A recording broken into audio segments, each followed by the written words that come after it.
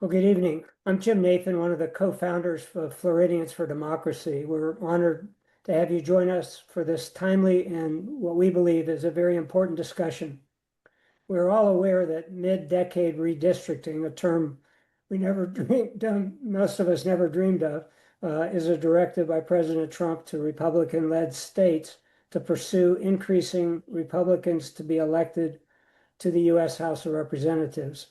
Tonight, we're honored to have two experts on redistricting in Florida.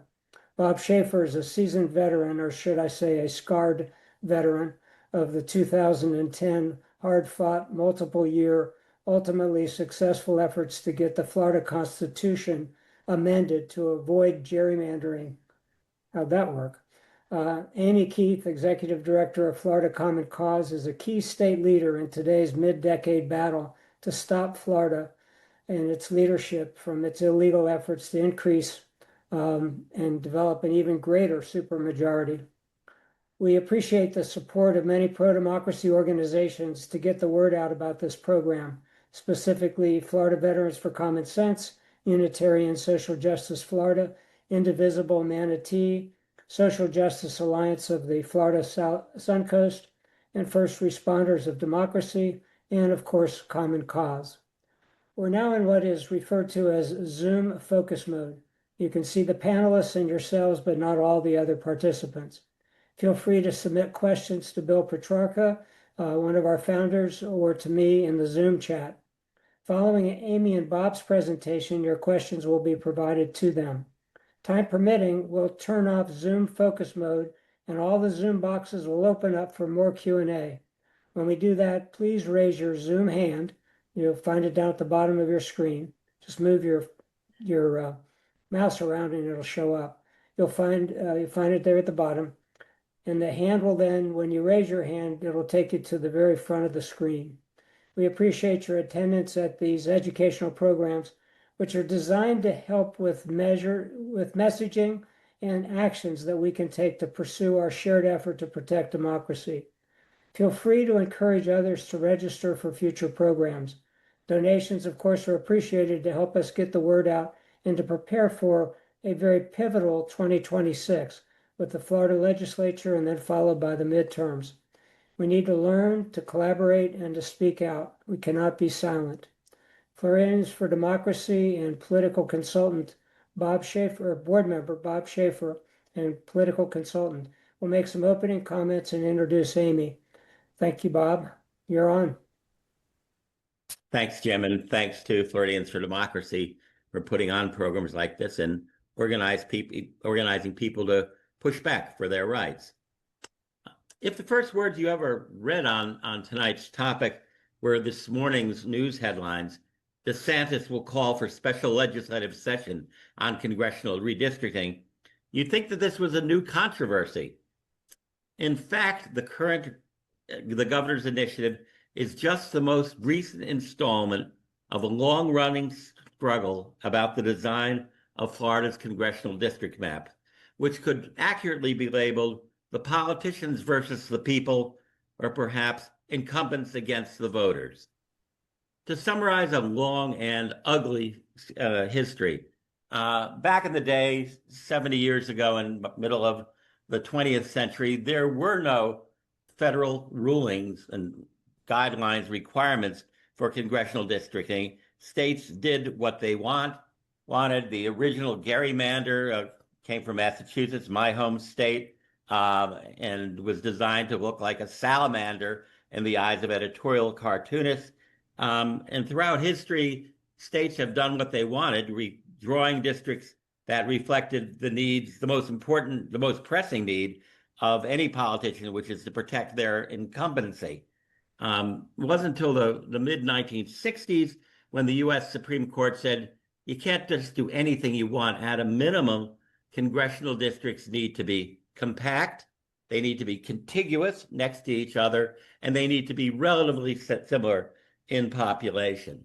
And that sent a message to the folks in Tallahassee. And it's important to understand this is a bipartisan issue, but not of a particular party, but of protecting those who are in charge. At that time, Tallahassee was dominated by rural Democrats, the pork choppers, whose role was to maintain power around of the northern rural agricultural community around and above those who were moving to the central and southern parts of the state, and to ensure that no matter what the real numbers were, the rural Democrats would maintain power. It wasn't until 1980 that the first coalition involving Common Cause, the NAACP, the Florida Republican Party, and the Association of Florida Conservatives pressed the state legislature to put a redistricting plan on the ballot. The legislature, not surprisingly, staunchly refused. Common Cause tried to move forward with a ballot measure of its own, but failed to collect the 250,000 signatures required at that time to place a measure on its ballot. So that's 45 years ago. In the 1990s, there was a campaign, again, a new campaign to pursue redistricting reform on the 2020 ballot. The campaign sought two different fixes to the redistricting process. The first would have created an independent commission appointed by the legislature to draw district lines. The other strengthened the state's standards by requiring compactness and respect for city and county boundaries and not favoring any political party, group, or individuals. That effort failed to raise sufficient funds to get then the 500,000 signatures to qualify the measure. Move forward another 5 years. In 2005, the Committee for Fair Elections was created to add standards to the congressional and legislative redistricting process. Again, a citizens commission. It would have required compact districts and representing voters rather than incumbents. That campaign collected $3.5 million, 800,000 signatures, and their proposal was thrown out by the state Supreme Court, claiming that it failed to comply with the single subject requirement of the Florida Constitution because it contained language to both create an independent commission and impose new standards. Apparently, you can only do one at a time if you want to reform, at least according to the Supreme Court at that time. Again, the courts in 2008 blocked a constitutional amendment that aimed to shift power for redistricting from legislature to an independent commission by ruling that the title and summary of the ballot question were not accurate. They did not explain in necessary detail the impact of changing the standards, and that they might not have complied with the 75-word limit. Again, procedural stuff. And in every case, the legislature used taxpayer money to go to the courts to try and undermine the proposals of taxpayers. Unfazed by the history, a group of civic groups and individual citizens around the beginning of this century pulled together a campaign called Fair Districts Florida to pull together a new effort that would actually win a plan for redistricting. This time, the folks were careful to test the wording to make sure it was legally and politically correct. A decision was made not to pursue an independent commission because polling and focus groups showed that the public believed that any commission would be wired from the start by the legislature, who would appoint its membership, and not be a fair decision-making process. Whether that's true or not, we don't know. There are independent commissions that work well in other states. But a broad coalition, including groups such as Common Cause, League of Women Voters, was organized, made a major civil rights group. Huge amounts of money were raised, 700,000 valid signatures brought to bear, and the question did appear on the 2010 statewide ballot. The Fair District Amendments, one for Congress, one for state legislature, because you can't do two subjects simultaneously. Among the primary standards, Tier 1 standards, is that no district shall be drawn with the intent to favor or disfavor a political party or an incumbent. That proposal passed with 63% of the vote, a supermajority. Not surprisingly, politicians in Tallahassee and Washington saw the new requirement as a direct threat to their incumbency and moved to block the voter decisions. The first lawsuits challenging the new constitutional amendments were filed the day after the vote by a Republican and a Democratic member of Congress. Once 2010 census data became available, the legislature began walking through the process required by totally ignoring the amendments, despite a huge public uproar. New partisan district lines were drawn once again, despite the explicit language in the Constitution. Fair Districts Act advocates, including the League of Women Voters, Common Cause, 5 named individuals, including myself, sued. The court process was long and agonizing. Jim referred to scars. With your taxpayer money, the legislature sought to get my telephone and email records. Our lawyers were able to stop that. It was just part of the delaying tactics. Wasted millions of dollars. I think the total was $14 million of taxpayer money to stop the taxpayer-supported laws from going into effect. And ultimately, a federal judge asked the plaintiffs to provide a FARA map, which the court imposed after about 6 years and 3 election cycles after voters had called for just such a move. Flash forward to the 2020 census and another round of political hacks fight back. Moving forward, the lesson from history remains simple. To protect their rights to select representatives, persistent vigilance and effective advocacy are always required. We can and will win. And Amy Keith, the executive director of Florida Common Cause, will now explain the next battle and how we will prevail once again. Thank you, Bob. And thank you, Jim, for organizing all of this, and to Floridians for Democracy for hosting this event. I am going to share my screen. I've got some slides for y'all. I know that for myself, I'm definitely a visual learner, so I like to have some stuff. And you know what? Redistricting is pretty complicated, so I do think it helps to have those visuals. So just give me a minute to get myself set up here. All right. Sorry for the delay. Okay, can you see that? Can I get a thumbs up if everybody can see that? Wonderful. Thank you so much. So again, thank you very much, Bob, for that introduction and that history, which really just shows how long this battle has been ongoing in Florida. And thank you again, Jim, for organizing all of this. My name is Amy Keith. I'm the executive director for Common Cause here in Florida. For those of you who aren't familiar with Common Cause, we are a nationwide grassroots nonpartisan organization.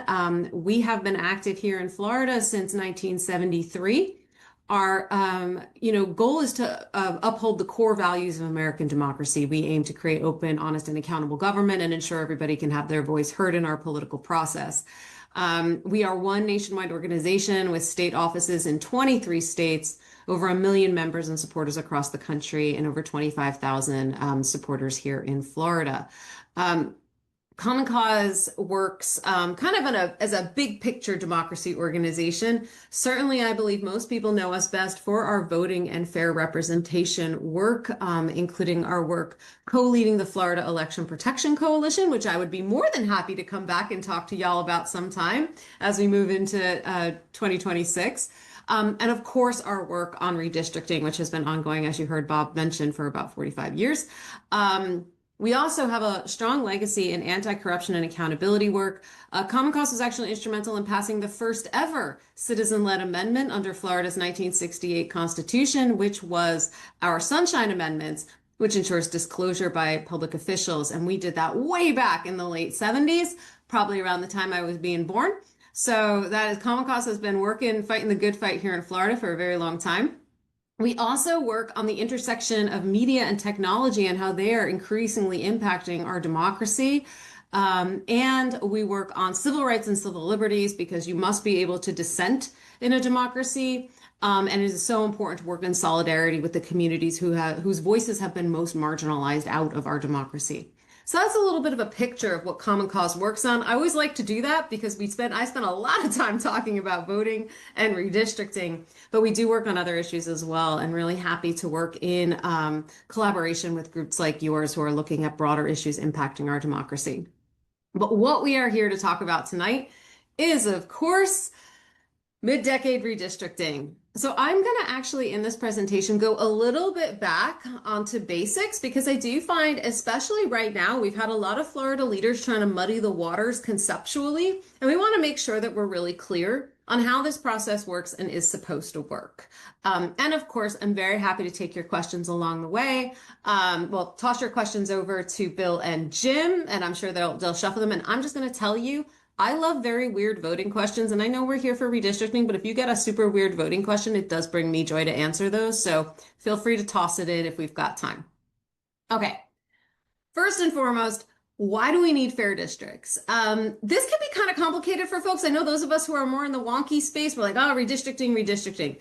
But fundamentally, what those district lines mean is it's not just who we vote for, who gets to represent us. Those lines define who's allowed to run to represent us, right? So that defines who's living in our district and can run to represent us, and who else in our community is voting for that same person. And so it's really very fundamental to every aspect of our representation in our representative democracy.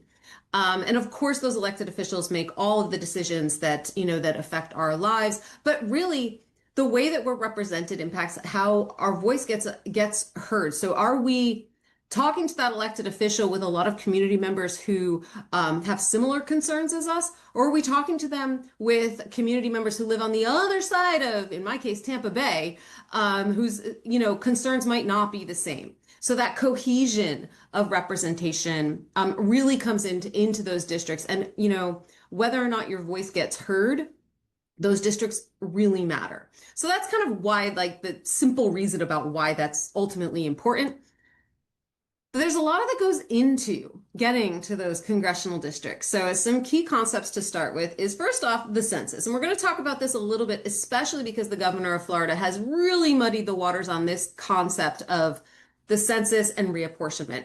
So the census, the United States Census, explicitly is required every 10 years under Article 1, Section 2 of the United States Constitution.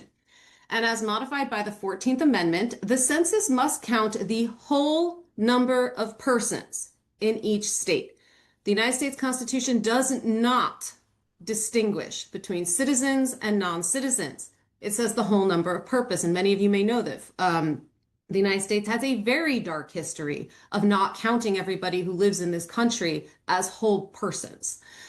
So what we're looking at in the Constitution following the 14th Amendment is a census, a head count that must be conducted counting all whole persons in each state every 10 years. So that is required by the Constitution.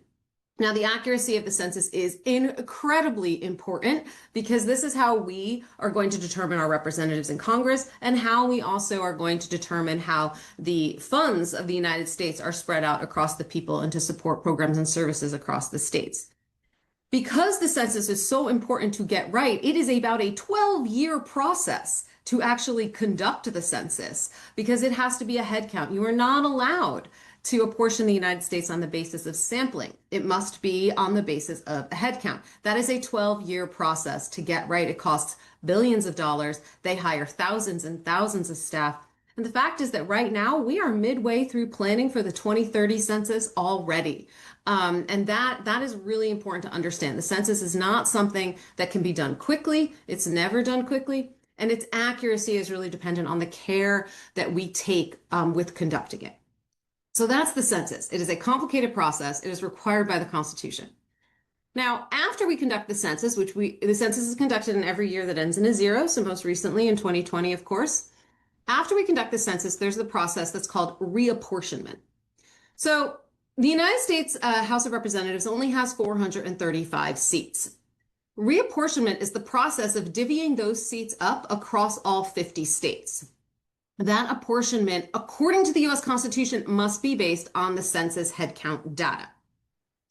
So basically, they divide it up, according to the state's changes in population and ensuring that you're going to have relatively equal population across those districts. So that is what reapportionment is about. Redistricting and reapportionment often get confused, but reapportionment is a nationwide process of dividing all 435 seats across the 50 states. Now, I'm emphasizing the census and the reapportionment because what we're going to start to talk about is how the process we're talking about in Florida has absolutely nothing to do with getting Florida additional seats in Congress, because that would require changing the apportionment across multiple states in our country, and also to highlight the impossibility of doing an accurate census like on the fly, right? Again, that is about a 12-year process to get the census done right.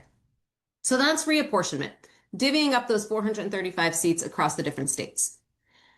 Next, that's when we get to redistricting. So once we know how many seats a state is going to get, in our case, after the 2020 census, Florida got 28 seats rather. Once we know how many seats every state is going to get, then the states go through a process of drawing a map for the number of districts that they were allocated. So here in Florida, we've got to draw a map of 28 districts.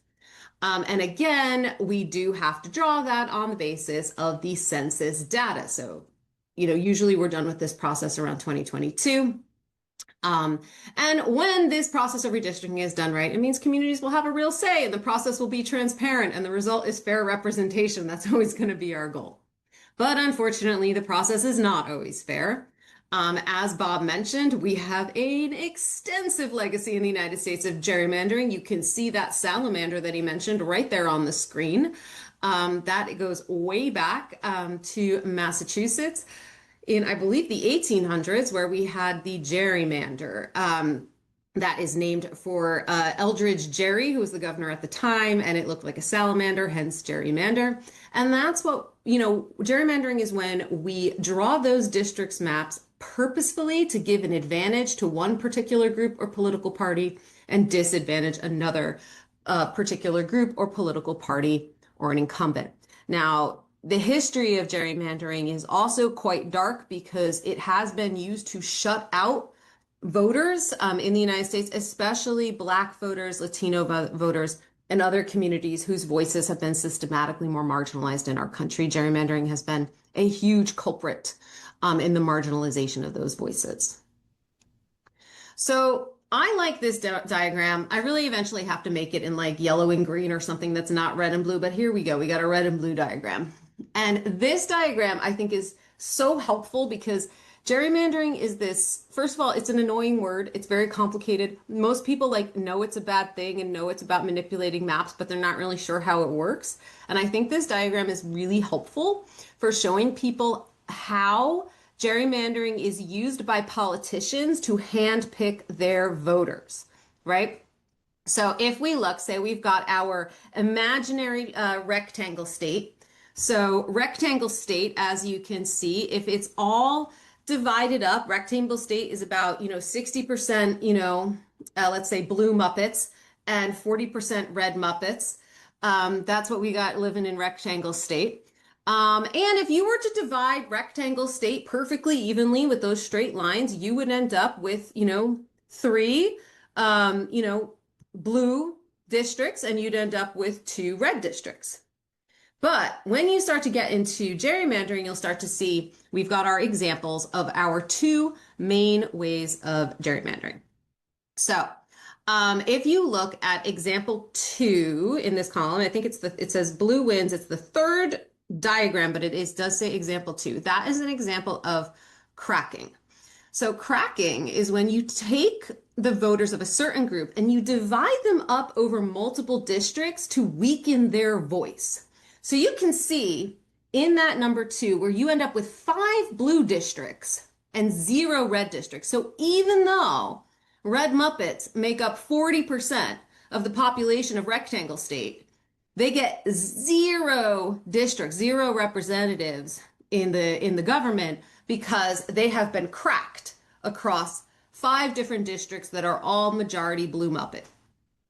All right, so that is an example of cracking. Now, the other main way of gerrymandering is called packing. Now, packing is that last column there, that example, that number 3. And that is, the process of packing is when you pack all of the voters of a certain group into as few districts as you possibly can, so they get a representative, but they don't get as many representatives as they should get. And so you can look at that here, that even though rectangle state is 60% blue Muppets, you only have 2 Blue Muppet seats in their Congress, because it has that blue population, despite being the majority, has been cracked and drawn up around it's been packed into 2 specific districts, which enabled the Red Muppets to get the majority of the vote in those other 3 districts. So I think that this diagram does a pretty good job of showing you how, by the way you draw the lines, you can pick who your voters are, and you can try to pick the winners of an election before any vote has even been cast. And ultimately, what this all results in, and we always have to bring this back to the voter, because what this means is that there's less voice for voters. That means that those representatives in those packed districts, the Blue Muppet representatives and the Red Muppet representatives, none of them really have to listen that much to those individual voters, because those seats are safe. And that means they're going to have less voice of the voters. And that means that those representatives are less accountable to the people that they serve. So gerrymandering, big problem. Hopefully that helps explain a little bit more about how it works. There are legal restrictions on gerrymandering. They are not as strong, obviously, as they need to be. And we can talk a little bit more about what that looks like in the context of Florida a little later. But before we talk about mid-decade redistricting specifically, I want to do a little bit of a timeline. And this is a little bit more of an abbreviated timeline than what Bob gave you. So we're going to start our timeline with the 2010 Fair Districts Amendments. So again, as Bob mentioned, in 2010, after years of hard work by so many organizations and Floridians collecting hundreds of thousands of petitions, 63% of Florida voters met that insane 60% threshold that we have for constitutional amendments and passed the Fair Districts Amendment. Tonight, we're talking about mid-decade redistricting. That is our battle right now. So in that battle, I want you to remember what's in red on this slide. That is the most important thing to remember about this battle. The first thing that it says in the Florida Fair Districts Amendment is that no district shall be drawn with the intent to favor or disfavor a political party. And you can see that right there on the screen. That is directly from the Florida Constitution. We have a very long history of gerrymandering in Florida, as Bob mentioned. First Democrats did it, then Republicans did it. We have a long history of cracking and packing Black communities. We have a long history of parties manipulating the maps. When the people of Florida voted for the Fair Districts Amendment, they knew exactly what they were voting for. We have seen partisan gerrymandering in this state for decades. It was the first thing on that amendment. The people of Florida knew exactly what they were voting for with that 63% vote. They were voting to ban partisan gerrymandering in our state. Now, just for context, just know there are 2 Fair Districts Amendments when you hear the plural, and I'll tell you why there are 2, because that is that single subject requirement that Bob mentioned. One of these amendments addresses drawing congressional district boundaries, so our representatives in the House of Representatives. The other amendment has the exact same standards, but is about how we draw our state legislative boundaries, and that is the only difference. So the standards are the same in both cases, and you can see the standards summarized on the screen there. And I'll also give you a link to our webpage where you can read more about the Fair Districts Amendment if you want to dig a little bit into that history. But the key takeaway I want you to have here is that the Fair Districts Amendments make partisan gerrymandering illegal in Florida. All right, so then we have 2012. Great. We passed the amendments, they drew the map, they gerrymandered the map, we sued them, they lost. So that's a little summary about what the battle was in 2012. And I highlight this battle because the thing is, we sued them and they lost. So that is why it is always important to fight back and to enforce the law, because sometimes we can, in fact, win. And the map that the League of Women Voters in Common Cause and other partners put forward is the map that was adopted after that lawsuit in 2020. It is all well and good for us to pass a constitutional amendment to put in our law, but we have to hold our elected officials accountable at the ballot box, in court, in town hall meetings, and every step of the way for upholding the laws in our Constitution. And that is what we did in 2012. Another stop on our redistricting journey, which is a stop which is very bittersweet for those of us here at Common Cause, and that is a Supreme Court case called Common Cause v. Rucho. Now, that Supreme Court case was out of North Carolina. my colleagues at Common Cause North Carolina sued because of a partisan gerrymandered map in the state of North Carolina. Now, that did go all the way up to the Supreme Court, and that is the ruling where the Supreme Court said that even if gerrymandering is incompatible with democratic principles, they couldn't adjudicate it because it is outside of it is a political question, and it's outside of the jurisdiction of the federal courts. However, and this is why this is a little bittersweet right now, the ruling also affirmed that the check here is that states can make partisan gerrymandering illegal. So the upshot of the Supreme Court ruling in Common Cause v. Rucho is that even though federal law does not prohibit partisan gerrymandering, states can make partisan gerrymandering illegal. And what did we do in Florida in 2010? We made partisan gerrymandering illegal. So as we hear a lot of debates, we know that there are also restrictions on gerrymandering in the Voting Rights Act, right? There are other restrictions on gerrymandering legally, and we've been hearing a lot about different court cases that call some of that into question and people waiting on rulings. Nobody's calling into question that Florida has every right to make partisan gerrymandering illegal, and nobody's calling into question the fact that we did. So this is very much in our Constitution, and the right of us to actually make that illegal in our Constitution has been affirmed already in 2019 by the Supreme Court. Okay, onward in our timeline, let's go to 2022, redistricting battle that we may all remember. Now, the 2020 redistricting cycle was actually pretty rough because, so unfortunately, the DeSantis administration did not invest particularly well in the census.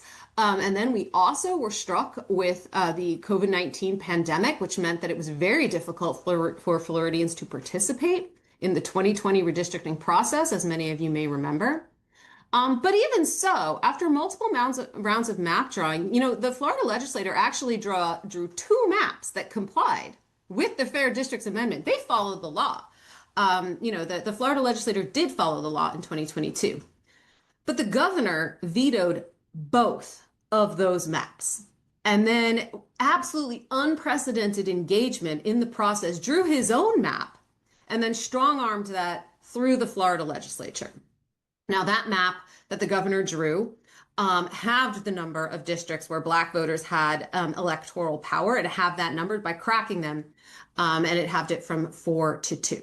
Now, unsurprisingly, Common Cause, the League of Women Voters, and other organizations sued in both federal and state court.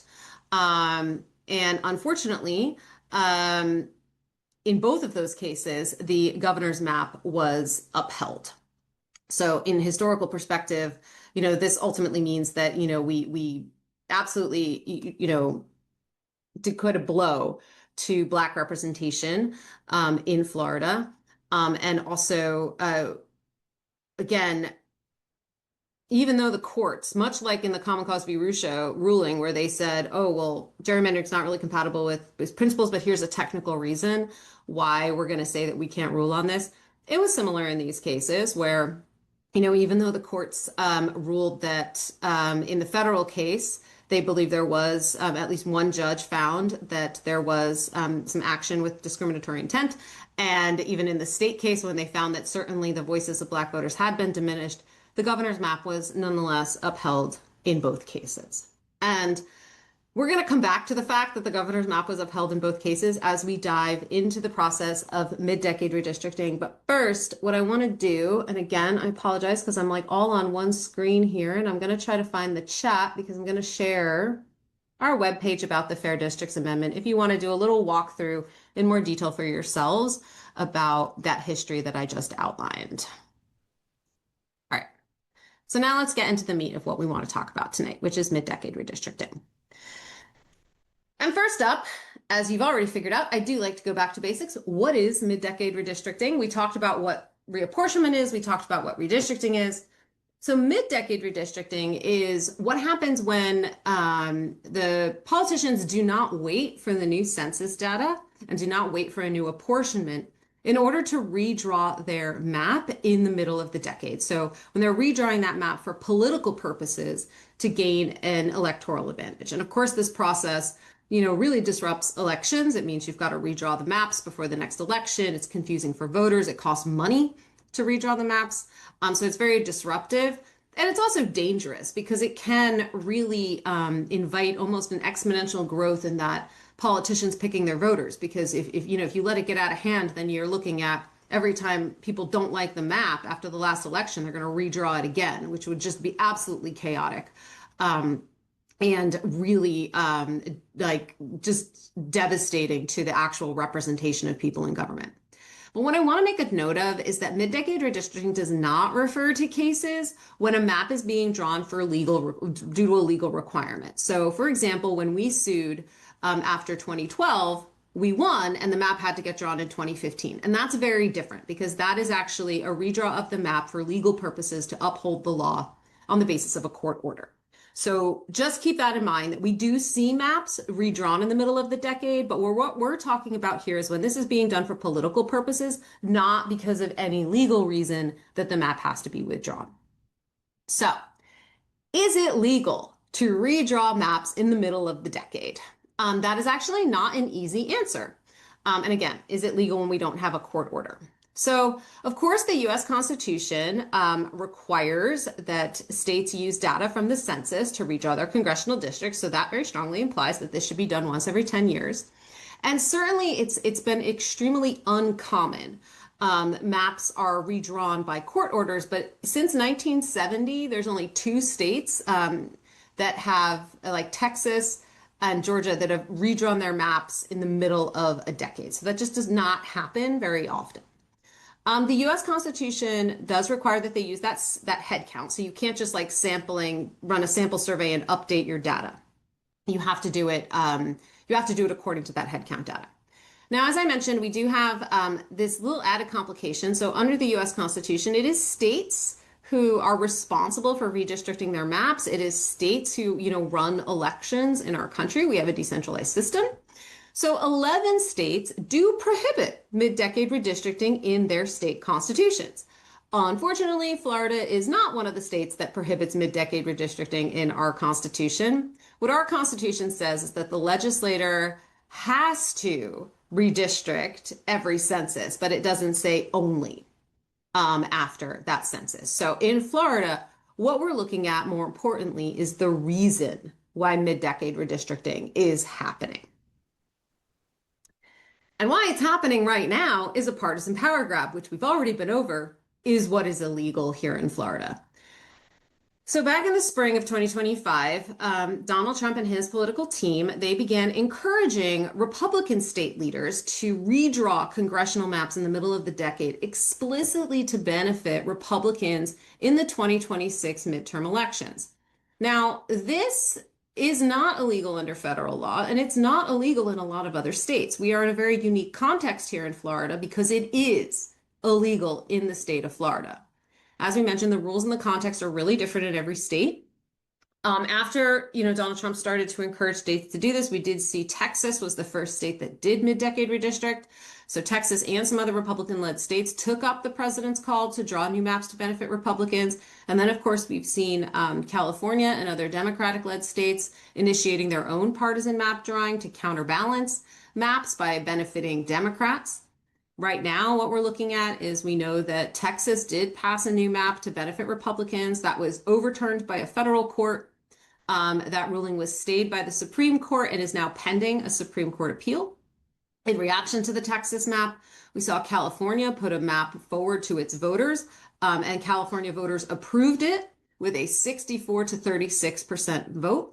Now, the California map is a little bit different than the Texas situation. Again, first of all, California did ask their people to approve it, so that was a voter-approved map. And also in California, that map would be in effect from 2026 to 2030, and after 2030, California would go back to their Citizens Redistricting Commission. So a little bit of a different scenario than what we have seen in Texas. And again, the Texas map is currently in effect, and the new Texas map is waiting on a Supreme Court appeal. Missouri and North Carolina have also passed new maps that have a couple different processes that are in place to try to fight those in court and through a referendum at the ballot. Indiana has been a fascinating case in this because Indianans have really pushed back. Hoosiers have been adamant that this is not in their state tradition. I actually didn't know this before this, but Indiana is apparently a crazy independent state. Like they would like refuse like daylight savings time. So Indiana is like, we are independent, we are Indiana, and we are not having it. Unfortunately, the process is moving forward as we speak this evening. But passage is not assured because there is persistent resistance from several Republican state senators in Indiana, citing widespread voter opposition.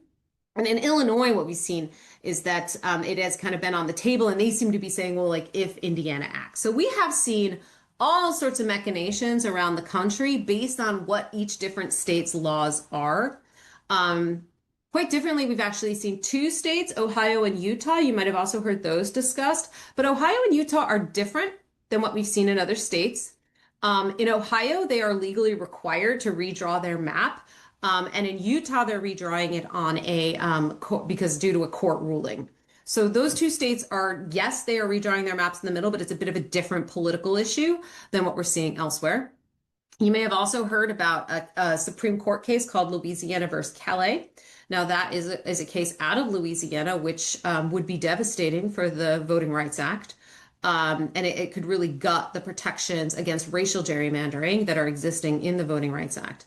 Now, depending on the ruling in that case, Louisiana might be required to redraw their map. However, you'll notice that Florida is not part of the Louisiana versus Calais fight, so that does not mean that Florida has to redraw their map.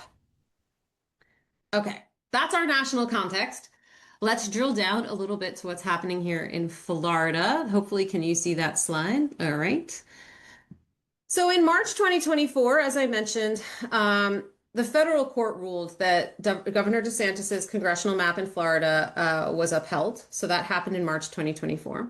And then in July 2025, the state Supreme Court ruled that Governor DeSantis's congressional map was upheld. So now the map that the governor drew has been upheld in both federal court and state court. We don't love that, but it was upheld. The court said, yes, this map is fine, and it can go ahead. But despite that, despite the court actually upholding it, beside him drawing the map and the court upholding his map, in July 2025, interestingly, not very long after President Trump started asking Republican states to redraw their map, what did we see? We saw the governor of Florida say that all of a sudden we now need to redraw Florida's congressional map during the 2026 legislative session. Now, not too long after that, Florida House Speaker Daniel Perez created a select committee on congressional redistricting in the Florida House and named members to it. And then in October 2025, we actually saw Florida GOP leaders openly discussing redrawing maps in order to get more seats for Republicans. So if you look at this timeline, right, we have seen the map getting upheld in federal court, the map getting upheld in state court. Even so, the governor starts saying we need to redraw. We see the House Speaker naming a committee, and we see Florida GOP leaders directly talking about redrawing maps to get more seats. So I'm going to put up this lovely slide as a reminder that Article 3, Section 20 of the Florida Constitution very specifically states that you are not allowed to do that. No jurisdiction shall be drawn with the intent to favor or disfavor a political party. Where we are right now in this process is that after kind of months of inaction, there's been lots of talk and lots of back and forth, but not a lot of action. The first meetings of the House Select Committee on Redistricting have now been scheduled. The first one is scheduled for this Thursday, December 4th. If you find yourself in Tallahassee, I highly recommend that you attend the hearing. I'll have more information on that later in the presentation. The second meeting will be on December 10th. I also recommend that should you find yourself in North Florida or Tallahassee, it would be very beneficial to attend that December 10th meeting. The agenda for the December 4th meeting is just an overview of congressional redistricting, and it's only an hour. The December 10th meeting is quite a bit longer, so we might see more happening there. Now, despite this, the Florida Senate has not formed a committee, and the Florida Senate has not taken any action on this issue whatsoever. In addition, despite different rumored maps being circulated, there has been no official map that's been introduced as of yet. We have not seen any map. And I have heard from my colleagues at Common Cause Texas, they were having their public hearings with no maps at all. And it was Texans coming out to those committee hearings saying no new maps at all that really was important in that process. And I certainly hope that we will see Floridians do the same thing. Map or no map, no maps at all. We're saying we don't want any new maps. We don't have to see what you're drawing. We don't want any new maps. Now, Florida is currently in our committee weeks, which is why those committees are able to meet. But our legislative session does not begin until January 13th, and it's at that point that we could see, approval of the maps would be likely during the regular legislative session. Although I did see in the news very recently where the governor has said that he wants to call a special session. So we're seeing some of these, maneuvers about, how this might play out. But again, Republicans do hold a supermajority in both chambers of the Florida legislature, so this is not something that can be, stopped by the alternative party, but we can certainly make our voices heard. We know that if one party, the party with the supermajority, decides to do this, they can do it. And so it is really up to voters to make sure that we are getting to every single person who might be wavering and ensure that they know what we think. And with that, I would say, what do Floridians think? Well, we did some polling on this. Turns out Floridians do not like it. And it is not just Democrats in Florida who do not like this. 55% of registered Florida voters in our poll, our representative poll, oppose mid-decade redistricting. Now, that includes a plurality of Republicans. It includes a plurality of people who voted for Donald Trump in 2024. It includes a majority of Democrats, and it includes a significant majority, 60% of no party affiliation voters, who we know make up almost a third of Florida's electorate. So, and this, we also saw this question that if Florida election officials don't listen to their own people, Floridians, it was actually 66% said that they want Congress to step in and stop mid-decade redistricting. So Floridians are not in favor of mid-decade redistricting. Now, Floridians are also not in favor of partisan gerrymandering. We oppose partisan gerrymandering just as strongly now as we did 15 years ago. This is not something that has gotten more popular over time. Floridians didn't like it 50 years ago. We didn't like it 30 years ago. We didn't like it 20 years ago. We didn't like it 10 years ago. We didn't like it. We don't like partisan gerrymandering in the state of Florida. When again, it was 63% who voted for the Fair Districts Amendment in 2010, and our poll in September found 66% support Congress banning partisan gerrymandering nationwide. And again, that is across political parties. Now, the other thing that I think is interesting is that we've talked about this before, is that the redistricting process should be about benefiting people, about benefiting voters. And we believe that, Floridians actually have stated here that they want their politicians to actually consider community interests over political interests when drawing districts. That is an enormous percentage. That is 76% of registered Florida voters. In our polarized America right now, right, in our country where people don't agree on anything, 76% of people said they think the interests of the community should be over the interests of political parties win. And I think that is very telling. And that for me is a huge selling point to actually talk like, this is a partisan issue and we don't want anything to do with it. We're saying we want good representation because ultimately we want state leaders who are going to focus on Florida's affordability crisis, who are going to focus on homeowners insurance and environmental preservation and the things that affect our regular lives. We do not want partisan games in Tallahassee.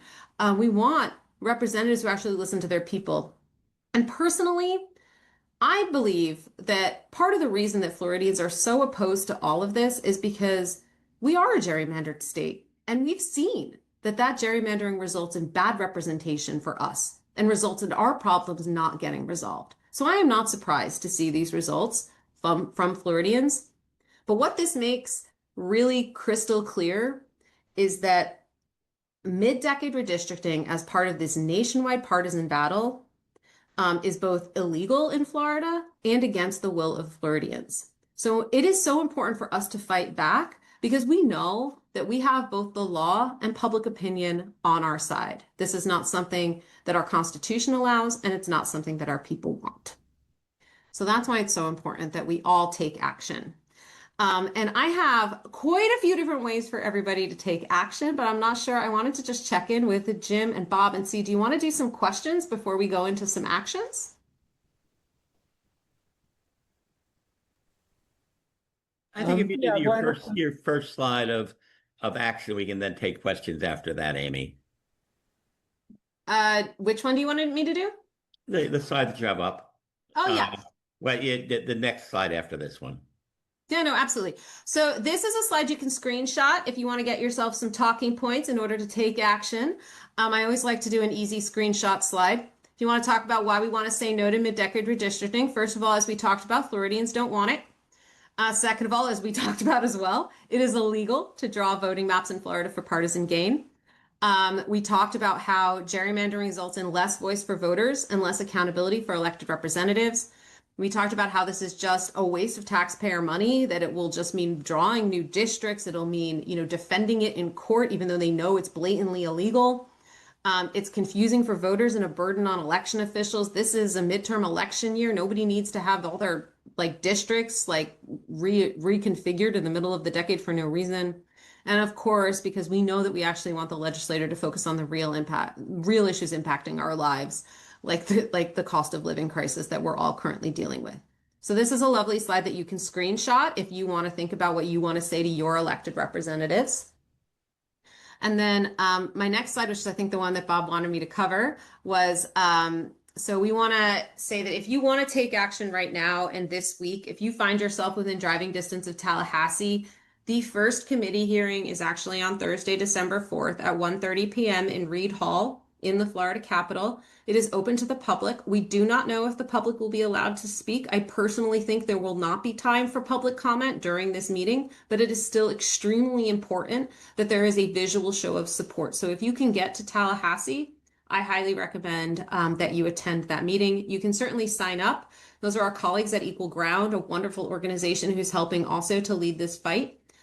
Or you can just show up, because you have a right as a Floridian to show up, and you can fill out a comment card and you can mark your opposition. Even if you don't have a right to speak, you can still fill out that speaker card and indicate that you oppose it as a Floridian. Did you want me to do another slide, Bob? I think I want you to do your toolkit, which is an excellent. Oh, my toolkit. Okay, here we go.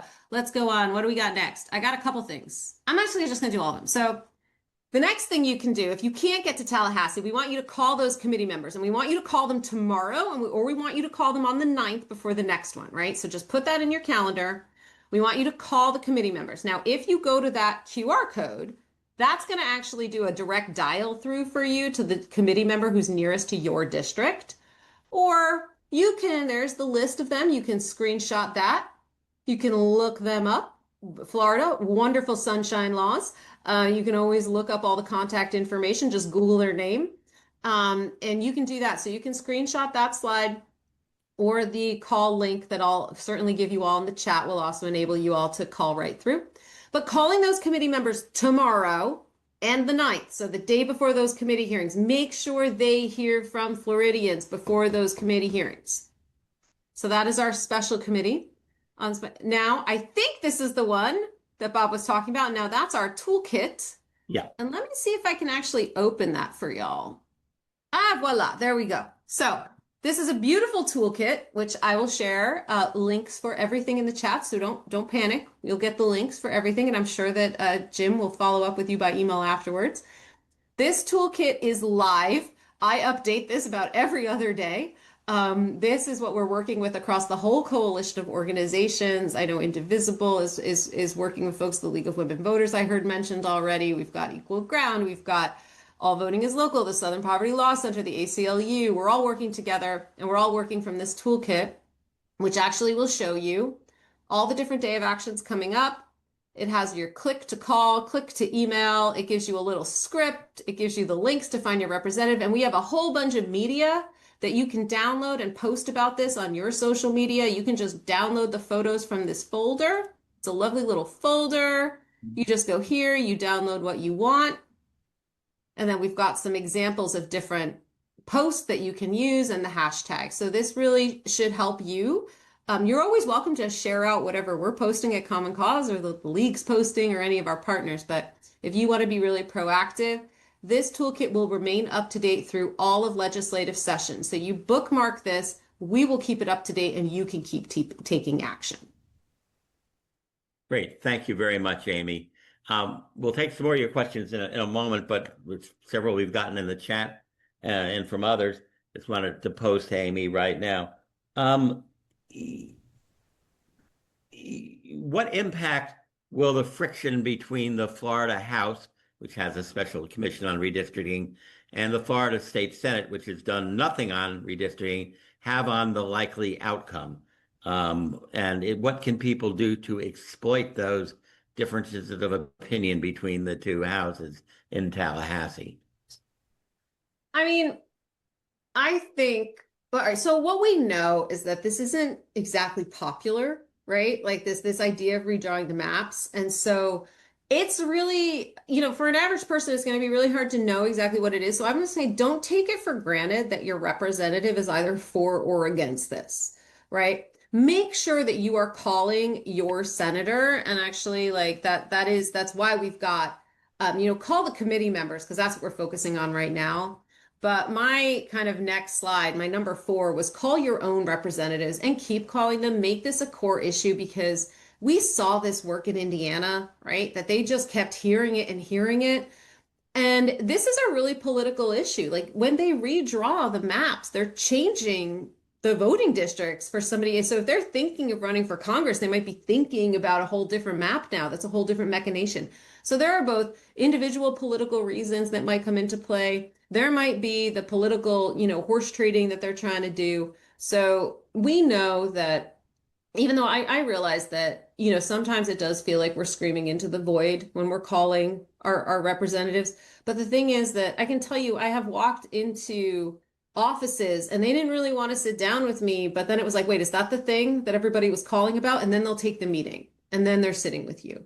So I would just say, don't take for granted where your representative is on this. Make sure they hear your voice. And that is the most effective thing that you as a private citizen can do. Thank you. How do Fair Districts advocates plan to enforce the ban on partisan redistricting if the legislature goes ahead and passes new maps with partisan intent? Yeah, I mean, what's the ultimate constraint? I mean, we're definitely keeping all of our options open. Certainly, as you've seen for all other maps, when they didn't follow the law, we have sued. So we'll certainly look at, obviously it's too early to talk about any kind of legal action at this point in time.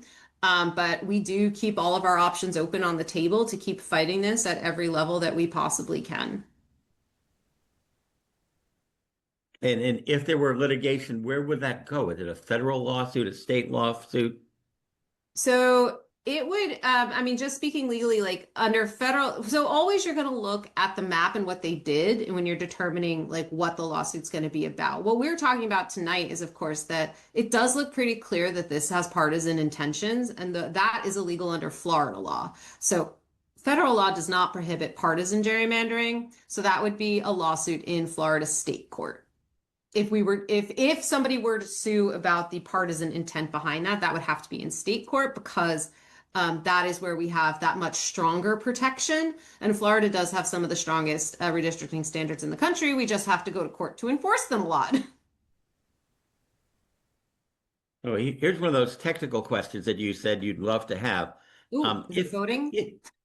If you said that, if Indiana does redistrict and Illinois decides it wants to counter, do either of those states have restrictions on, or can they both choose to do whatever they want? And how long would they have to make that happen for 2026? Well, sadly, you have exited my area of expertise, because I am a Florida person, not an Indiana or an Illinois person. But I certainly would be more than happy to check in with my fellow executive directors in Indiana and Illinois and shoot that answer back through Bob and Jim. Okay. So if Florida does redistrict in the 2026 state legislative session, which elections would that apply to? And would the state not have to redistrict again after 2030 census?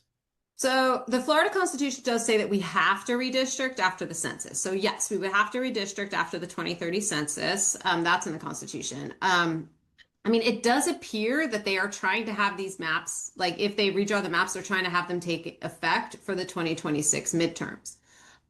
So that would be 2026 and 2028. So the 2026 midterms and 2028 presidential. But, as I mentioned, if they redraw the maps in advance of the 2026 midterms, and then maybe they don't like that outcome. So then maybe they decide they want to redraw the maps again for the 2028 elections. I mean, this is really kind of wild. It's like extreme politicians picking their voters instead of voters picking their representatives. And am I correct that a number of county supervisors of elections, who are the people who actually do the job on the ground, have come out against mid-decade redistricting because of that disruption, that you're going to have one set of districts in 2024, a new set perhaps in 2026, a new set in 2032? I can't speak for the Florida Supervisors of Elections. I don't think I've seen a formal statement, but I am absolutely sure that they are all, quite worried about the burden that this would present, because it certainly would mean a lot of extra work for them. It would cost more money, but I can't speak for what their position is on this right now. Although I can imagine that it is a point of concern to have to redraw the maps and go through this whole re-precincting process in such a short time frame before a midterm election. Jim, that bill, that exhausts the questions that we have in the queue. I know there are a couple of people Great. with hands up. Do you want to go to that Yeah, set of Bob, people next? Bob, we're going to go off of focus mode and Yep. open up all the screens. Yep. And we'll go in the order of the way the hands are that have popped up already. So we are stopping focus mode, and Nancy Stats is the first one up. Nancy, got to go off mute. Nancy? Oh, you want to close your screen, Amy? Oh, yeah, happy to. Okay, there I go. Now I can get off mute. I couldn't get off mute earlier. Thank you for taking my questions. So I have a quick comment and then a question.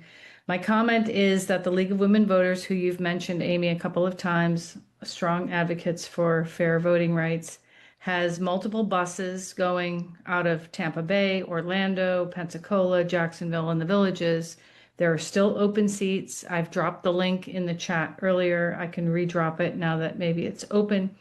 But I would encourage everyone to show up, because I do think showing up is very important. They need to see us in numbers, whether they allow us to speak or not. Having said that, please do put that in the chat. I will. I just did, Nancy. Thank you. Thank you. And then my real question to Amy is, I'm a little discouraged, and that's my character, but because it seemed like there were two strong arguments against this. One would be the timing piece of it, but it turns out Florida doesn't really prohibit inter-census or non-census year redistricting. It only demands it with the census. So that seems like the softer of the two arguments. The other argument being partisanship. So we had that Fair Districts Amendment in 2010. We should prohibit partisanship, yet I was there during 2022, spoke to the Senate, and they absolutely folded like a cheap suit and took on all of Governor DeSantis's maps, which were, it cannot get more partisan than eliminating 2 of the 4 Democratic districts. My colleague who is in the House tells me there are 5 Democratic seats they are targeting, they want to eliminate. I can give you their names: Castor Frost, Davis, Debbie Wasserman Schultz, Frankel, and Moskowitz. They want to eliminate them. That's what she is seeing. Now, I don't know, that could be one of those phony maps, but my point is, we don't have a strong argument on the timing. And certainly what we've seen so far is that the partisanship argument has not been upheld by the courts. So what is, in your opinion, the strongest argument? If you just say Floridians don't want this, it seems to me Republicans don't give a you-know-what, because 57% of us voted against the 6-week abortion ban, and they did it anyway. So. Yeah, no, I think that all very good points. So a couple things to mention. One is the map, like with the 5 seats. Yes, those are the 5 seats that are being discussed in an extreme gerrymander, partisan gerrymander. I say that those maps, they might not be phony, but they're currently rumored. We don't have an official map yet. And the other thing is like to do those gerrymanders, you also have to weaken neighboring seats. So there is a lot of math that goes into redistricting. And so I am not sure if the map has been determined yet that they're going to put forward, if they do put forward a map. So just to state that there is, there's basically when you pull voters out of one district, you're actually taking what was a safe seat and you're making it less safe. So there is a lot of like kind of politics and machinations behind the scenes. So that's what I would just keep in mind when you see different maps flying around. I can't speak to whether or not that map is real, but I will say that we haven't seen any officially proposed map. So just to say that, but yes, I think that people have heard of those 5 seats being of concern. With the maps in the rulings on the maps in 2022, none of those rulings touched on the partisanship so those lawsuits were on the basis of the cracking of Black communities and the loss of representation that Black Floridians received. They were not on the basis of removal of Democratic seats. So just to highlight that this has actually the partisan thing was not part of the rulings that came down in 2022. The partisan thing was part of the rulings that came down in 2015, however. So, we have actually seen these lawsuits, it can work, it can be upheld. So just to note that it isn't, there is nothing that says that the partisan battle wasn't really fought in 2022. We fought for the rights and the voices of Black voters whose voices and representation and ability to elect a representative of their choice had really been diminished. So just to clarify where that battle lies. So I do think that, let's see, what was your other point? What is the strongest argument? I do in fact think that the partisan argument is a very strong argument. There are different ways that you can look at partisanship. We know that we've actually had a lot of statements. We've had a lot of intent around how partisan this is, to the point of even GOP representatives stating partisan intent. You can also do mathematical formulas to show that something is more partisan.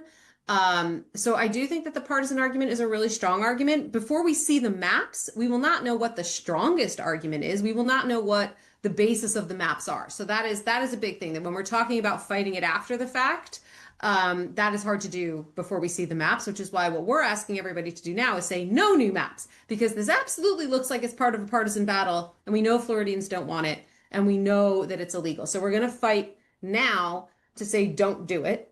And then if we do, if people do have to go to court after, then that will be based on what the maps are and how this process rolls out about what the strongest fight is. But personally, I do think that right now in this moment, that highlighting that the legal situation in Florida is really different than the rest of the country. There's so much national momentum around this, and people see it happening. And even many Floridians don't know that our situation, we're not Texas, we're not California. We actually have a really strong protection in Florida that says this is illegal.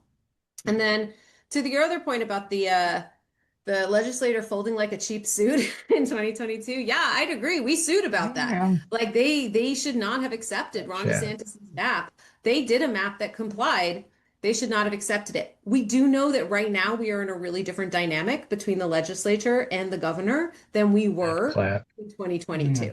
Now, does that help us on this when everybody is trying to follow the orders that are being put down from Washington? I don't know. There you go. That Okay. it's a different dynamic. Our legislature is more independent now than it was in 2022. Amy, a follow-up question from Howard Simon, who's the former executive director of ACLU Florida. And Howard asked, Howard's also a board member of Floridians for Democracy.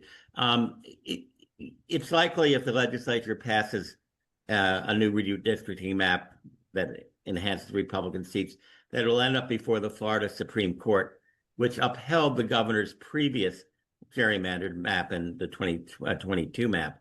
What was the court's rationale then, and might they apply that rationale to a new and even more gerrymandered map? Now, I will add to that. Was that map challenged under the partisan intent doctrine? So this gets very weedy, Howard, as I'm sure you know, that this is and again, Common Cause was not a plaintiff in the state case, so I don't want to go outside the bounds too much. But And again, I'm not a lawyer, so it just let's go. You probably are, Howard, though, so correct me if I'm wrong on any of this. But Yeah. here we go. So the state case, what they did was they agreed to a thing called a stipulation. And again, I'm not a lawyer, but what that means is that both the plaintiffs and the defendants agreed that that map reduced the districts where Black voters had an opportunity to elect a representative of their choice, which is that second standard in the Fair Districts Amendment, which says that you can't diminish those opportunity districts. So they agreed to a stipulation that everybody agreed that it did that. And that is what the court ruled on, was whether or not that was a problem. And they actually brought in the US Constitution, and they brought in external arguments, which was a little bit unprecedented from what I understand about how they adjudicated that. But that ruling was really focused on that racial gerrymandering consideration, the diminishment of the Black voices in the Black opportunity districts in the Fair Districts Amendment. So that is my understanding of what happened in that state case.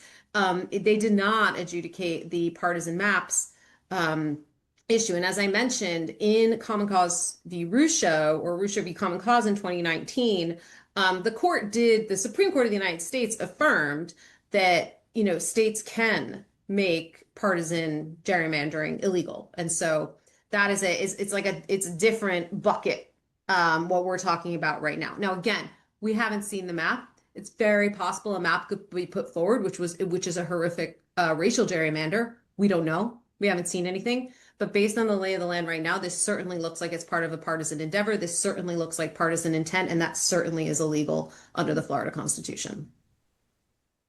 Bill and Jim, do we have further questions? Yeah, so we've got we're open for open Q&A.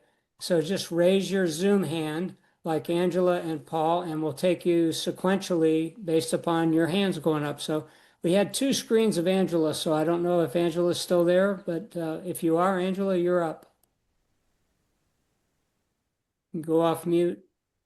So she was on there twice, so she may have signed out. Yeah, can you hear me? Oh, great. Go for it. You're on. Sorry, yeah, I'm having some audio trouble, and I'm sharing screens with somebody, so they're going to ask some questions also. But I think my audio is back up now. You're up. You're on. Okay. I was wondering a couple things. Do we have any idea of how much this has cost Floridians in the past to fight these kind of things in court? It's it's tens of millions. I believe they spent $14 million to defend the 2012 redistricting. Okay. Nobody cared about it. It's just money that they took from other accounts, and $1 million here, $1 million there. It's not real money, they don't think.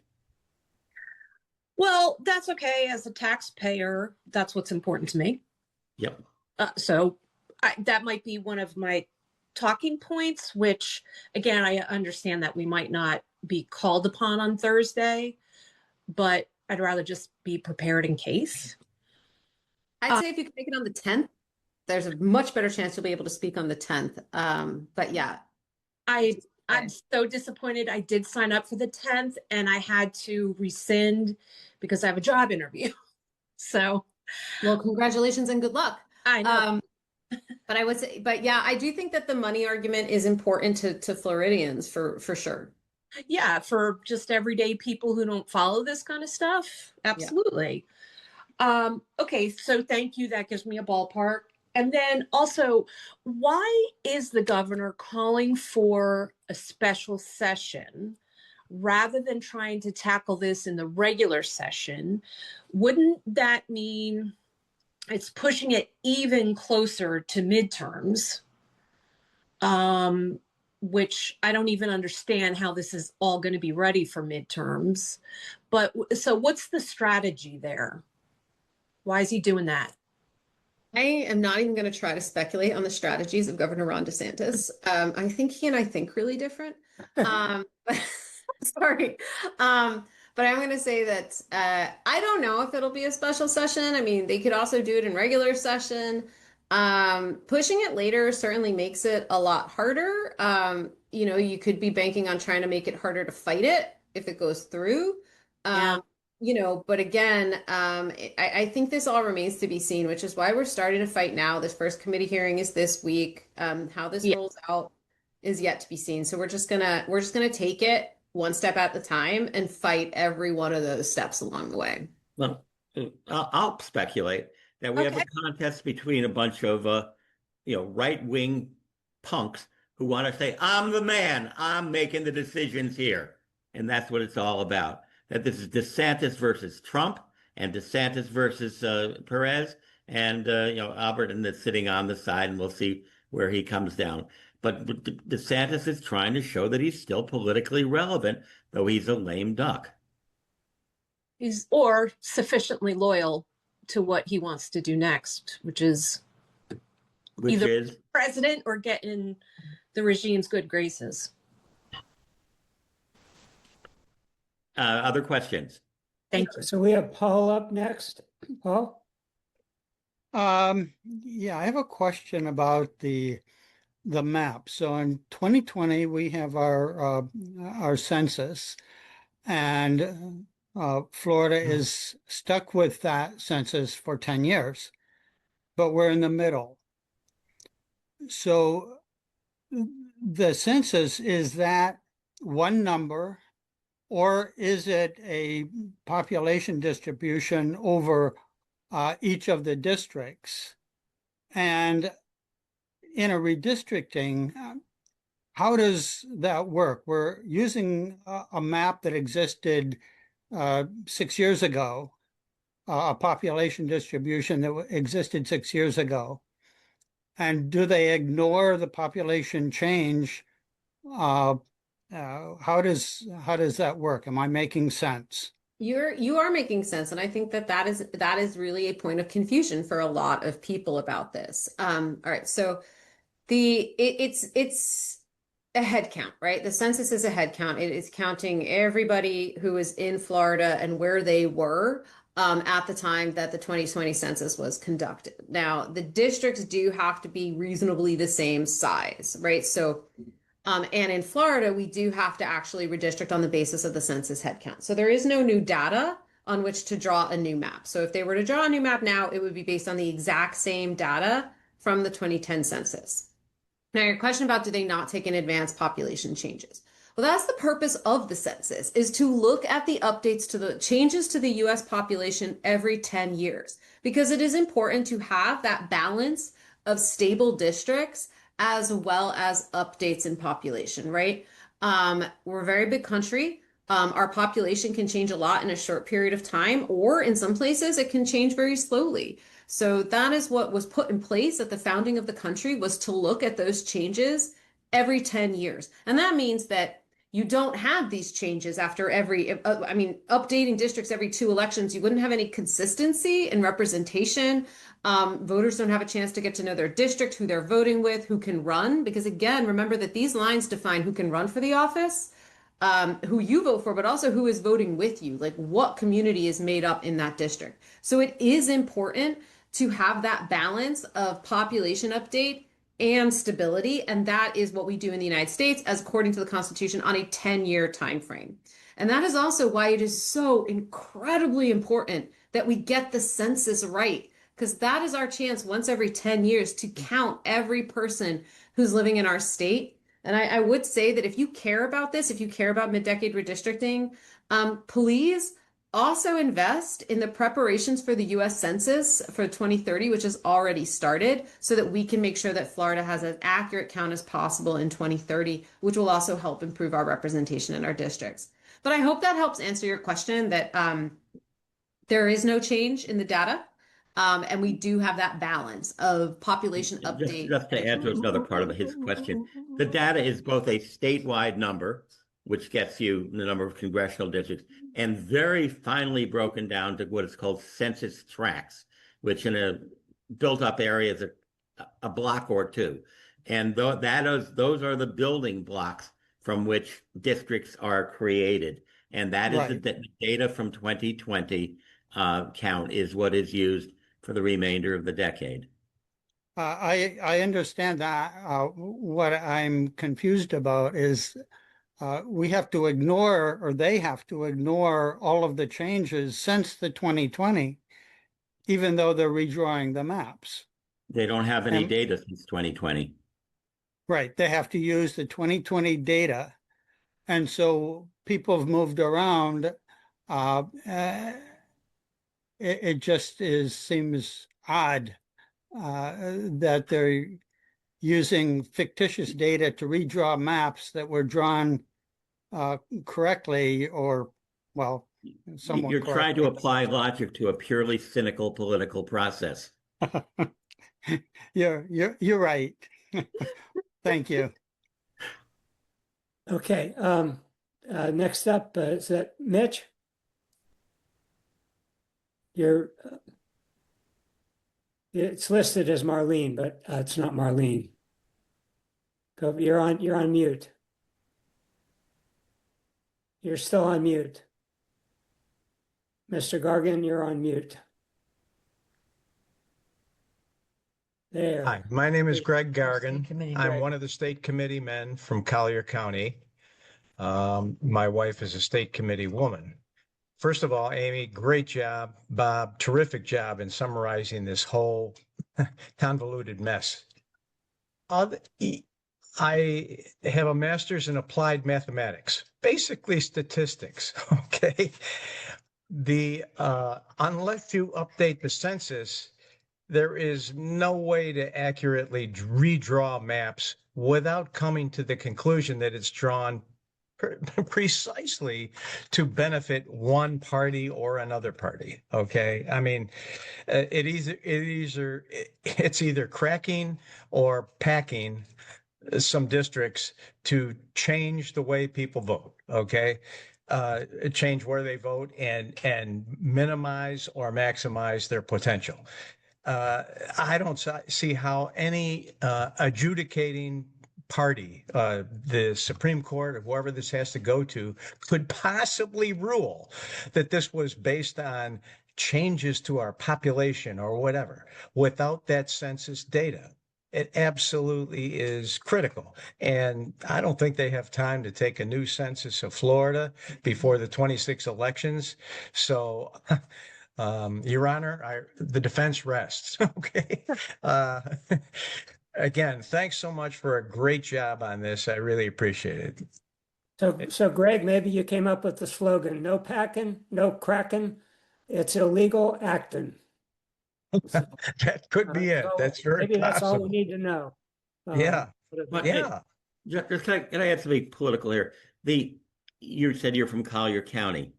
Yeah. It's very important to talk to your state senator, former state Senate President, Ms. Pasimoto, who has been a decent, moderate voice on much of the voter legislation. That if we can get someone like that who still is in the Senate leadership to stand up and say what you said, that it doesn't make sense, that would be a tremendous advantage. So please, you and everyone else, make your elected officials know and understand your views. They're the ones who have the decision-making power. Yeah, I will Greg, do that. Thank you. and I think that Kathleen Pasadena, as the rules chair, is in a great position. Yeah. I don't know, Amy or Bob, if either of you are aware of anything specifically. There's usually at the end, there's horse trading that goes on. And if there's something that's really, really, really, really important to the Senate Rules Chair and to the President of the Senate, and the House says, well, you're not getting it if you don't proceed with this redistricting. Is it too early to know if there's something that's that significant? Too early. Nothing's jumping out, but The Senate President did not get his priorities in the 2025 session, and maybe pressing more harder. And his priorities are assistance to rural areas of Florida, not these issues at all. It shouldn't, assistance to rural areas of Florida shouldn't require caving on redistricting. They should just do assistance to rural areas of Florida. yeah, we're going to find out. Very good. Susan, you're up. Okay, well, I'm Susan Wills from Sarasota, and I'm politically naive, especially when it has to do with the complicated labyrinth of procedures behind voting and districting and so on and so forth. So you may have already gone through this, but I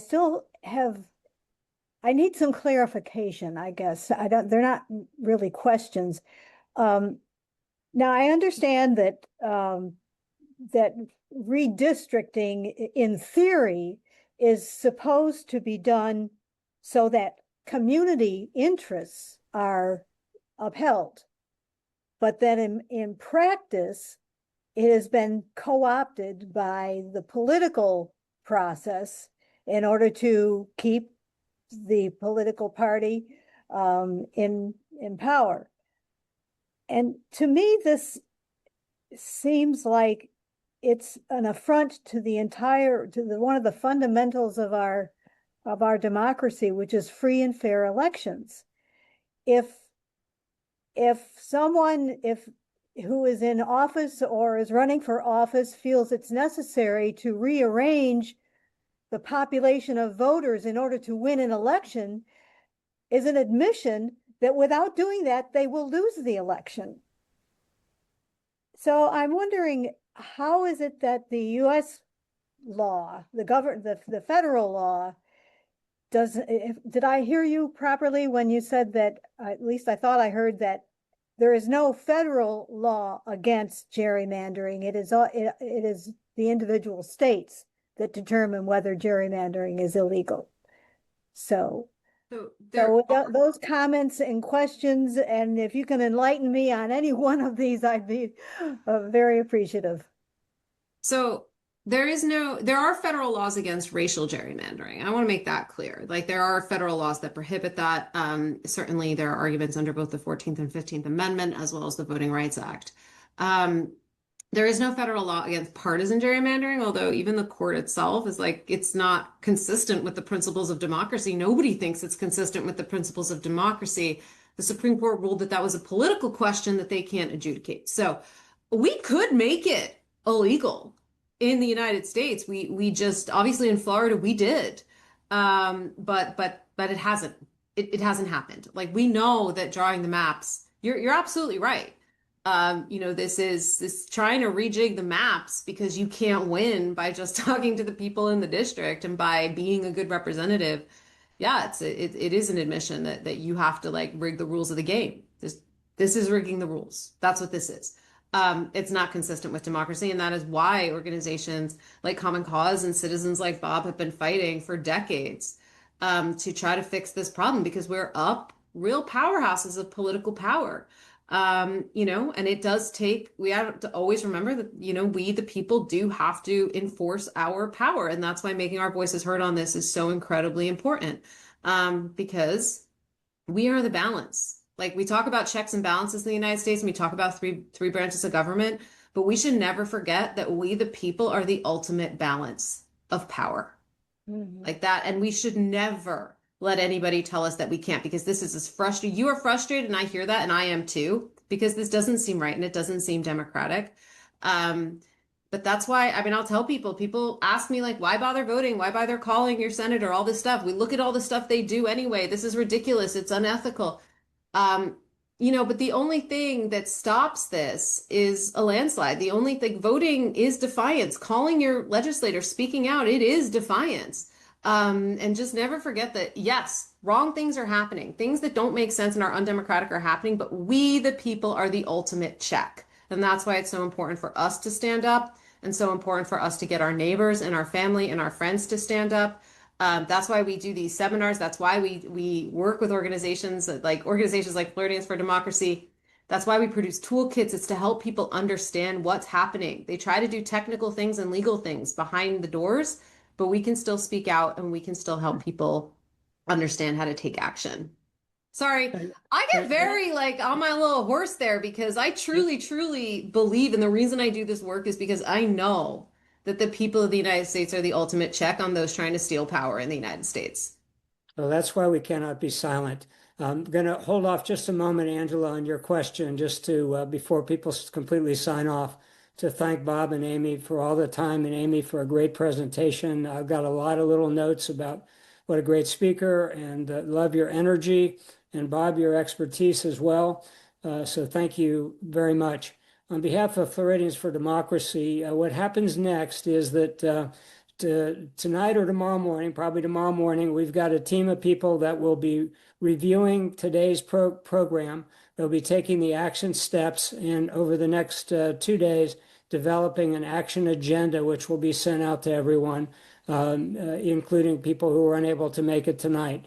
Because what we try to do is find the right educational programs for everyone, and that specifically are timely, like tonight, on current issues.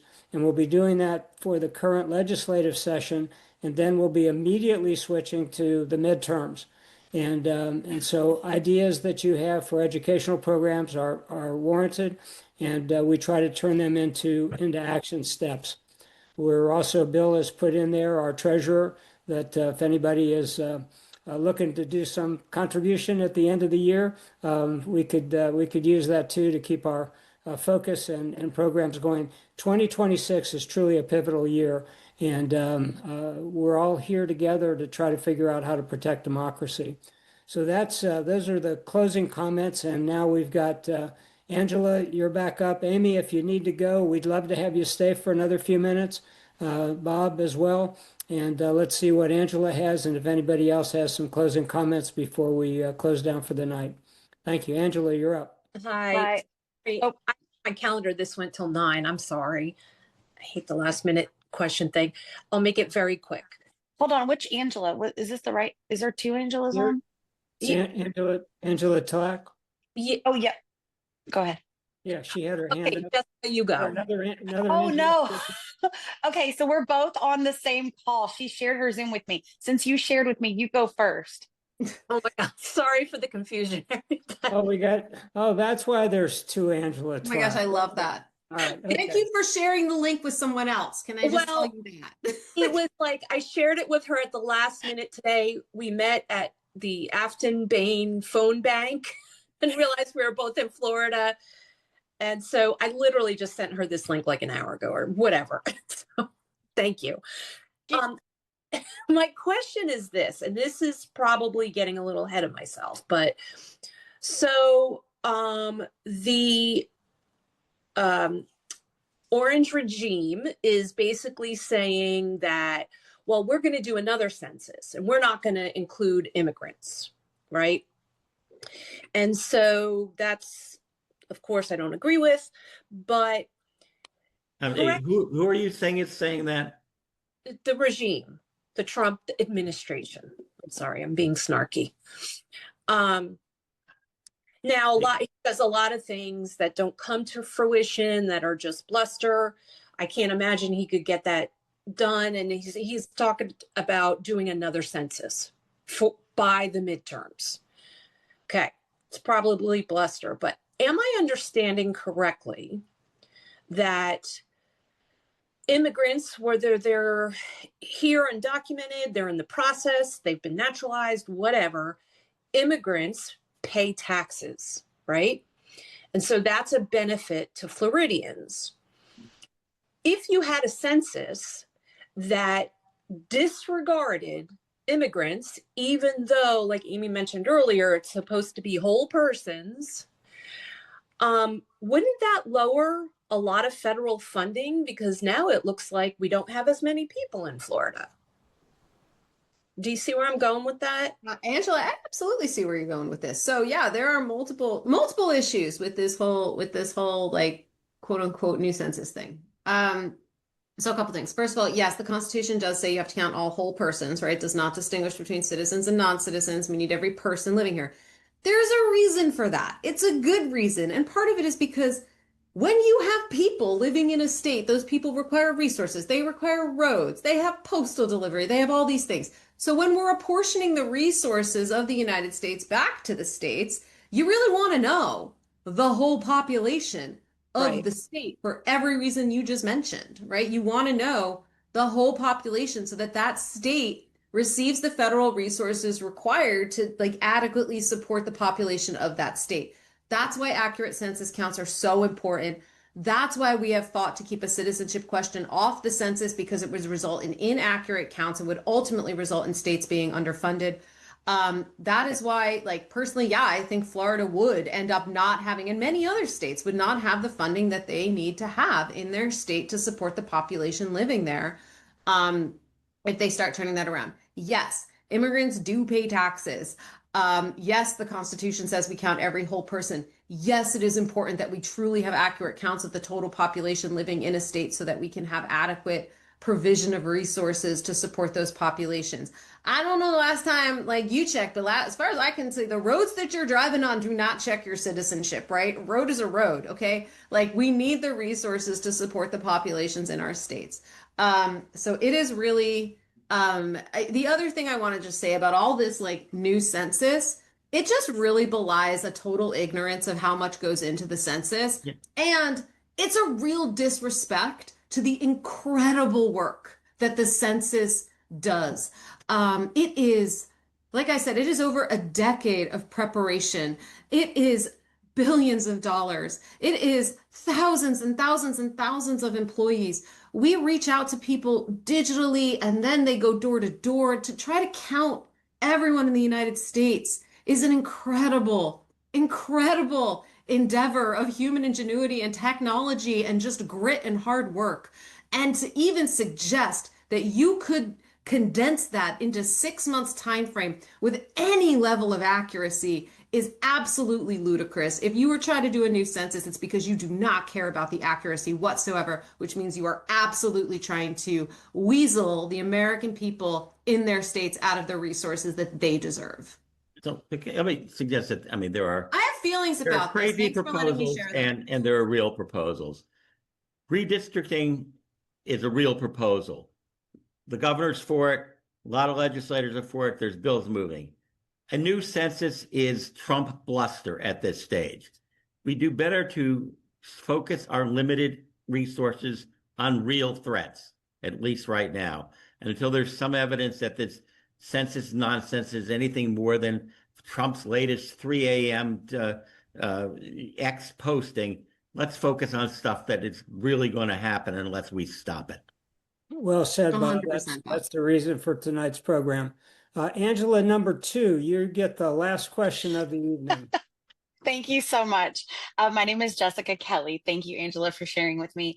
I have a logistical question about going to Tallahassee. So I am grouped with activists in Florida, and we do like to go to protest. And they're asking me, are we able to go inside? You said probably not. So I will tell them that. And then They may be able to go inside, but I'm not sure if people will be able to speak. Right. okay. And then are we able to bring signs? Are we able to bring megaphones? The current rules, I would not bring signs or megaphones into the building and do not think that they will be allowed. And also that would just not be appropriate. So I wouldn't bring signs or megaphones in. You should be able to go inside. What we would want people to do. So inside, you'd be sitting and watching the committee hearing. And what you can do is you can fill out a speaker card. And so you write your name and your information, and you indicate that you are, opposed to the issue. So that's generally what we would ask people to do in a committee hearing. If people are able to speak, sometimes you get as little as 30 seconds. So it's really making your point very quickly. Rarely do you get more than 3 minutes. So it is really attending a hearing to hear it and have that visual. Remember, everything that's shown, everything that happens in those committee rooms in Tallahassee is on the Florida channel. So it is streamed live across the state of Florida. So that visual representation is really important. But that's what happens when you go to a committee hearing. The visual representation is important, but I'm looking at how many buses are coming from places, and I'm just thinking of the amount of people that may come. So are those people, do you also want the outside optics, I guess is what I'm saying. Like, is the outside optics as important as the inside optics? So That would be, I do believe that there will be people outside with signs and rallying as well. I am not in charge of organizing that piece of this puzzle. So I can't speak directly to it. I would definitely reach out to your local Indivisible chapter or your Okay. local League of Women Voters chapter. There is also, I did post the statewide form for sign up for the buses. You can also sign up at the link in the toolkit, and that is with Equal Ground. I think Equal Ground does a wonderful job of informing people about what's happening. I know that Indivisible has been organizing it around it as well. As you might be able to tell, I'm very much a policy wonk. So as far as the outside of the building plan, that's not my forte. Yeah. But I do know that there will be a rally and there will be signs outside the building there. In Okay. addition, if you go to Tallahassee, make sure that you go to your office of your state senator and your state representative, at least drop by and express your opinion to anybody you can meet with. That's not just optics. That's real political power. Oh, I Because was just at Gus Bilirakis's office in DC. They know me very well. Well, here we're talking about Tallahassee, Yeah. and you need to make sure that that's part of your visit. Yes. Absolutely. Okay. And there is in the toolkit that I posted in the chat, there's a one pager that you can also print out and you can give to your representatives, and everybody can give them that, which has all the core points, and leave it behind. If they end up with stacks of those one pagers on their desks after Thursday, that would be amazing. Okay, so there's a group when you go to DC and it's called Flare, and they get everybody outside of the Congress, like of the representatives' offices, and they say, okay, this is your representative, and they kind of guide you through the buildings. Is it that big, or is it just one building with all the representative offices? Like, is there someone to help guide with that? Yes, I believe that those on the buses will get a briefing on the buses. That's my understanding. Okay. Because that I do love the way Flare does that in DC, and I'm hoping there's one major building for legislative offices in Tallahassee. It's nowhere near as complicated as Capitol Hill, where they're in Senate and House are on different sides, and there are 3 House office buildings. This is okay, so it's easier. And then so the other thing is, so when everybody's at this meeting, just the logistic of how many moms and working people. When do you all think we're going to be able to head home? Like, how long does this usually take? Because I know the meeting starts at 1:30, but I've been asking the people that are in charge of the buses, when are the buses going to come home? And we don't have a good idea of, like, because some people are paying babysitters by the hour to do this. I know that the meeting is scheduled on the agenda to last for 1 hour. Okay. 1:30 to 2:30. Okay. So I've been telling people, like, if we're done by 4 and then it's a 4-hour ride home, hopefully they'll be home by 8. It's again, like, you would have to reach out to the people who are organizing the buses, because I don't know what time they're planning to depart. Okay. All right. I'm sorry, I don't have those logistical answers. No, that's okay. That's, I understand all of the insides and out, but I do like to be part of both sides. I like to be part of the loud activist outside part, but I do also like to get dressed up and go to the representatives' offices. So there is kind of both sides of activism that is very fun. That last part is really meaningful, going to the offices, and even if you don't see the representative, seeing someone from their staff and leaving something behind is really important. Thank you so much. Thanks, everyone. Any last question? Hand up. We're good. Nope, I'm just going to say thank you so much, Jim. And definitely when we get into 2026, I am happy to come back and turn everybody into a voting rights advocate as we head into the craziness of that election. You know, that's what we'll be doing. And people will want you back. So thanks, everybody. Happy holidays.